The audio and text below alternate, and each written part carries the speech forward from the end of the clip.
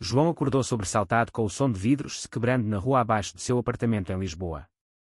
Ele pulou da cama, o coração acelerado, e correu para a janela, onde viu um grupo de homens gritando insultos homofóbicos enquanto atiravam pedras contra o prédio vizinho.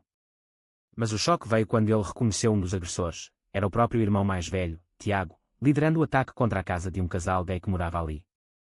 João sentiu um frio na espinha. Ele mesmo era gay, escondendo isso da família há anos, e agora via o ódio familiar se materializar na calada da noite. Sem pensar duas vezes, ele vestiu uma jaqueta e desceu as escadas correndo, gritando para Tiago parar, mas o irmão virou-se para ele com olhos flamejantes e o empurrou contra a parede, sussurrando: "Você não entende, João? Esses tipos não pertencem aqui." A polícia chegou momentos depois, sirenes e João, ainda atordoado, viu a mãe, Maria, aparecer na porta de casa do outro lado da rua, o rosto pálido de horror, mas em vez de condenar o filho mais velho, ela murmurou algo sobre proteger a família tradicional. Aquela noite mudou tudo. João, aos 25 anos, trabalhava como professor de história em uma escola secundária no bairro de Alfama, onde as ruas estreitas e os azulejos coloridos contrastavam com a rigidez conservadora de sua família. Ele crescera em uma casa católica devota, com a mãe, Maria, uma viúva de 50 anos que gerenciava uma pequena loja de souvenirs para turistas, sempre pregando valores tradicionais. O pai morrera quando João tinha 10 anos, deixando Maria para criar os dois filhos sozinha, instilando neles o medo de Deus e o orgulho português. Tiago, o irmão de 30 anos, seguira os passos da mãe, tornando-se um mecânico que frequentava missas dominicais e grupos conservadores online, onde o discurso contra a agenda gay era comum. João, por outro lado, lutava internamente desde a adolescência, quando percebera sua atração por meninos. Ele namorava escondido Miguel, um arquiteto de 27 anos que conhecera na universidade, mas o relacionamento era um segredo carregado de culpa e medo. No dia seguinte ao incidente, João não conseguiu se concentrar na aula. Seus alunos, adolescentes cheios de energia, debatiam sobre a revolução dos escravos, mas sua mente vagava para a cena da noite anterior. Como poderia continuar vivendo assim? Ele decidiu confrontar a mãe. Chegando em casa após o trabalho, encontrou Maria na cozinha, preparando bacalhau à brás, o cheiro familiar enchendo o ar. "Mãe, precisamos falar sobre o que Tiago fez ontem", disse ele, a voz tremendo. Maria parou de mexer a panela, virando-se com um olhar severo. "Tiago estava defendendo nossos valores, João. Aqueles homens. Eles exibem seu pecado na rua. É contra Deus." João sentiu uma raiva subir, mas conteve-se. "E se eu fosse um deles, mãe? E se eu fosse gay?" As palavras saíram antes que ele pudesse pará-las. Maria congelou, o rosto empalidecendo. "Não diga bobagens. Você é meu filho, um bom católico." Mas João viu o pânico em seus olhos, e soube que a semente da dúvida fora plantada. Os dias seguintes foram um inferno de tensão silenciosa. Maria evitava o assunto, mas observava João com desconfiança, comentando casualmente sobre casamentos de amigos e a importância de netos. Tiago, por sua vez, intensificou suas visitas, trazendo panfletos de grupos conservadores que falavam de cura para homossexuais. João se sentia sufocado. Ele confidenciou a Miguel durante um encontro secreto em um café escondido no bairro Alto. Miguel, com sua pele morena e barba aparada, segurou a mão de João por baixo da mesa. "Você precisa se assumir, amor. Essa vida dupla está-te matando." Mas João hesitava, o medo de perder a família era paralisante. "E se eles me rejeitarem? Minha mãe. Ela me criou sozinha. Eu devo isso a ela." Miguel balançou a cabeça. "Você não deve sua identidade a ninguém." A pressão aumentou quando Tiago descobriu uma mensagem no celular de João. Era uma foto inocente de Miguel e João em um piquenique no Parque Eduardo VII, mas para Tiago, era prova suficiente.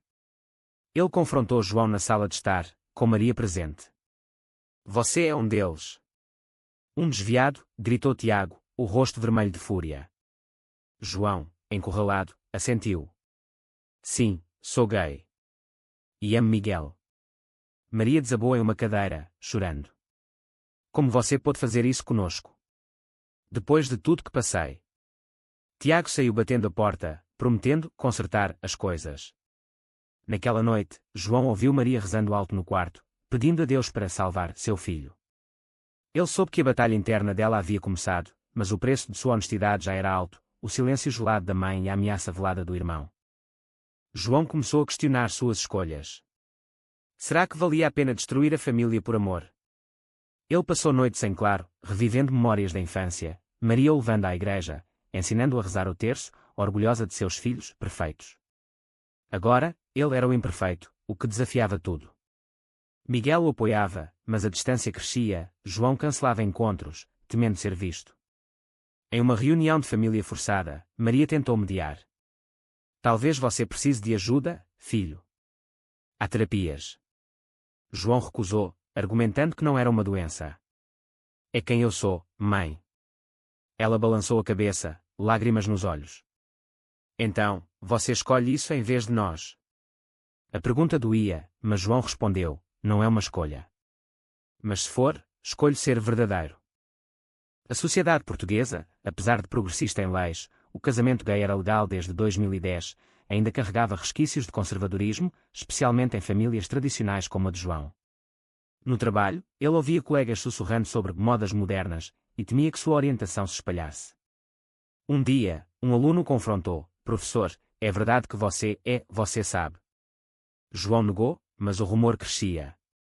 Ele se sentia isolado, pagando o preço da autenticidade com ansiedade constante. A tensão familiar escalou quando Tiago organizou uma intervenção. Ele convidou o padre local, Padre António, para uma conversa em casa. João chegou exausto do trabalho e encontrou todos sentados na sala, incluindo Maria com o rosário nas mãos.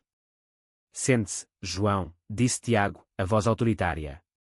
O padre começou a falar de pecado, citando a Bíblia, sugerindo retiros para a reorientação.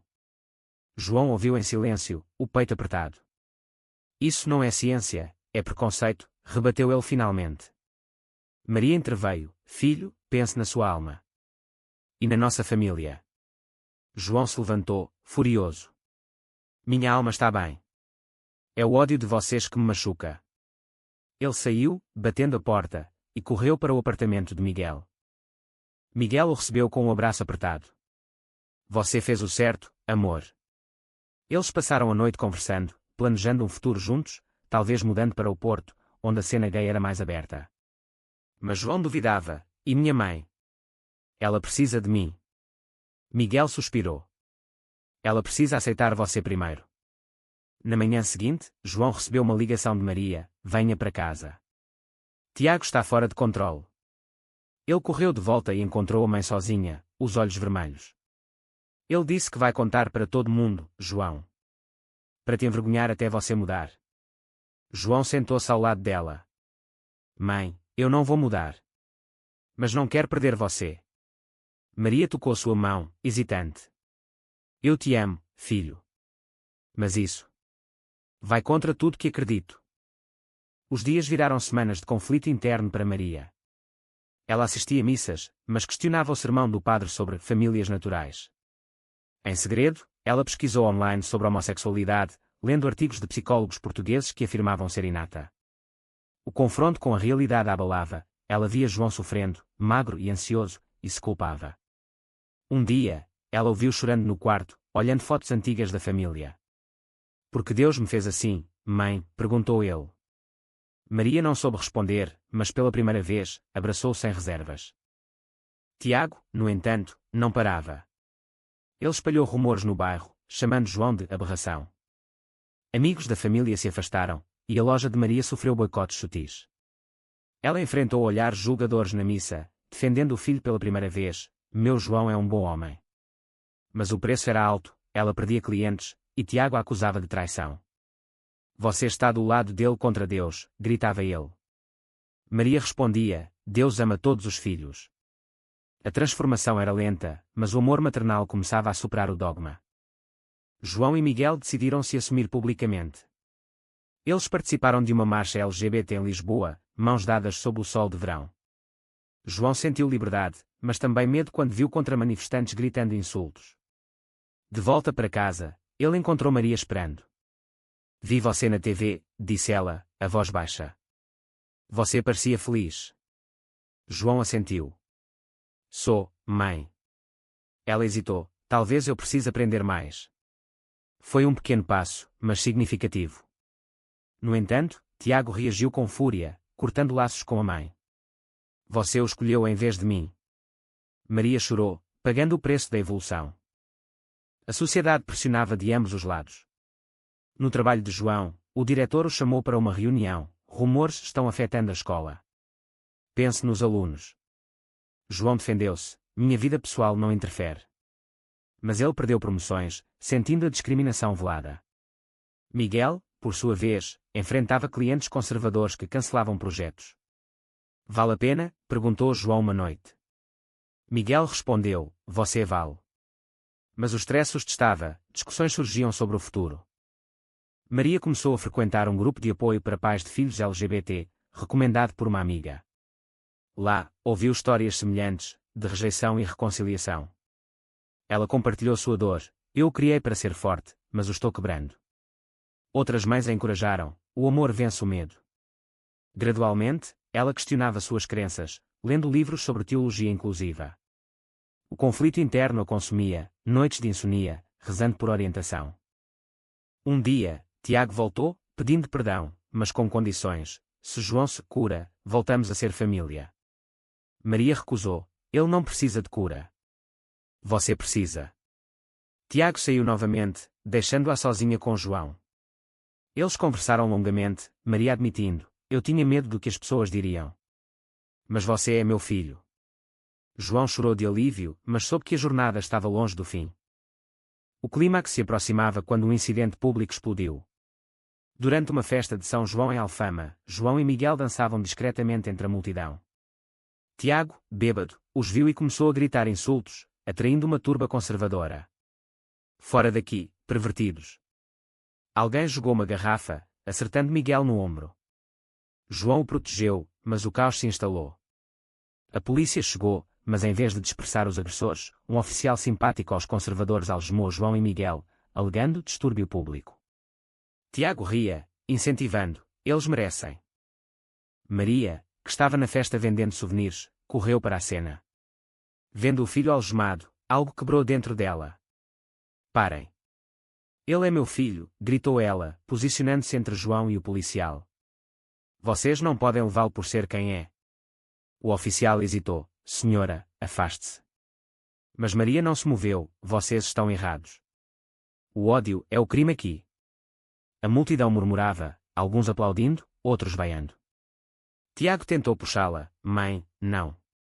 Ela o empurrou, você causou isso, Tiago. Agora, veja o que o ódio faz. A polícia, pressionada pela cena, soltou João e Miguel, advertindo todos. Maria levou o filho para casa, tremendo de adrenalina.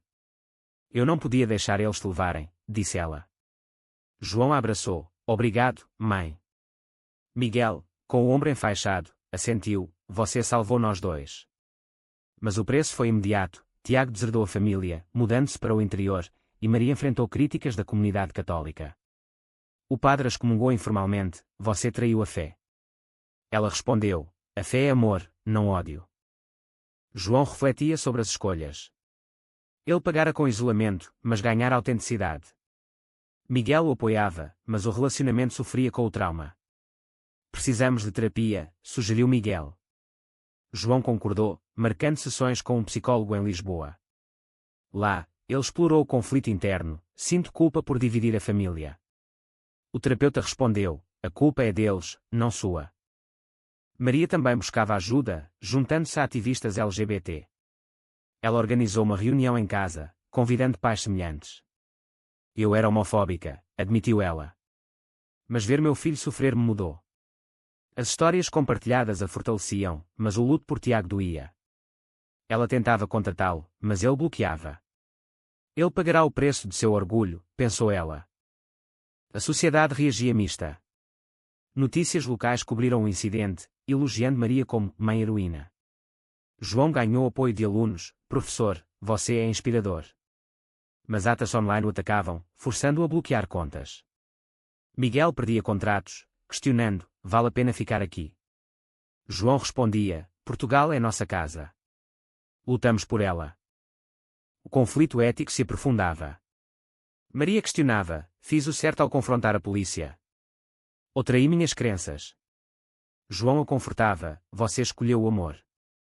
Mas dúvidas persistiam. Tiago, sozinho no interior, via notícias da mãe e sentia remorso, mas o orgulho o impedia de voltar. Meses depois, a família tentava se recompor. João e Miguel planejavam morar juntos, alugando um apartamento no Chiado. Maria ajudava na mudança, trazendo caixas com fotos antigas. Guarde isso, disse ela, entregando uma de João criança. Você sempre foi meu orgulho. João sorria, mas via a tristeza nos olhos dela por Tiago. Ele voltará, mãe. Ela balançava a cabeça, talvez não. Mas eu tenho você. Tiago, no entanto, enfrentava sua própria crise. Vivendo em Coimbra, ele trabalhava em uma garagem, mas o isolamento o consumia. Amigos conservadores o abandonaram quando souberam da traição da mãe. Ele via post online sobre direitos LGBT e começava a duvidar. Uma noite, bêbado, ligou para Maria: Mãe, eu errei. Ela chorou: Sim, filho. Mas a perdão. Tiago desligou, mas a semente estava plantada. João lidava com repercussões no trabalho. Um pai conservador reclamou, exigindo sua demissão. O diretor defendeu: ele é um ótimo professor. Mas João sentia a pressão, considerando mudar de carreira. Miguel o encorajava: você inspira jovens gays. De fato, um aluno se assumiu para ele: graças a você, professor. João pagava o preço com estresse, mas via o impacto positivo. Maria se tornava ativista, participando de palestras em igrejas progressistas. A homofobia destrói famílias, dizia ela. Ela ganhava aliados, mas perdia amigos antigos. O conflito moral atestava: Deus aprova isso. Ela encontrava consolo em versos sobre amor incondicional. Um reencontro inesperado ocorreu durante o Natal. Tiago apareceu na porta, magro e arrependido. Posso entrar? Maria o abraçou, sempre. João hesitou, mas estendeu a mão. Irmão. Miguel observava, cauteloso. A ceia foi tensa, com Tiago admitindo: eu tinha medo do desconhecido. Maria mediava: todos erramos. Mas o perdão não era imediato, discussões surgiam sobre crenças. Tiago revelava: vi um documentário sobre famílias como a nossa. Mudou minha visão. João perguntava: e agora? Tiago respondia: quer tentar entender. O preço de sua mudança era o orgulho engolido, amizades perdidas. A família começava a se curar, mas cicatrizes permaneciam. João e Miguel casavam em uma cerimônia simples, com Maria como testemunha. Tiago comparecia, desconfortável, mas presente. Parabéns, disse ele, apertando a mão de Miguel. Maria chorava de alegria: meu filho encontrou o amor. Mas o caminho fora árduo, cheio de danos. A vida seguia, mas os ecos do passado persistiam. João, agora com 26 anos, lecionava com mais confiança, incorporando temas de diversidade em aulas. Seus alunos debatiam direitos LGBT, inspirados por sua história. Miguel prosperava em novos projetos, focados em arquitetura inclusiva. Maria, aos 51, expandia sua loja, vendendo itens com mensagens de igualdade. Tiago, de volta a Lisboa, trabalhava em reconciliação, frequentando grupos de diálogo intergeracional. Mas nem tudo era perfeito. Ataques online continuavam, e João sofria ansiedade. Maria lidava com culpa residual: eu causei dor ao meu filho. Tiago lutava contra recaídas em pensamentos conservadores. O preço das escolhas era eterno vigilância. Em uma reflexão final, João escrevia um diário: a verdade liberta, mas cobra seu tributo. Valeu. Ele compartilhava com a família, gerando discussões profundas sobre moralidade. A história de João ilustra as complexidades da aceitação em uma sociedade em transição. Portugal, com suas leis progressistas, ainda abriga bolsões de preconceito, forçando indivíduos a escolherem entre amor e tradição. A homofobia é sempre incurável,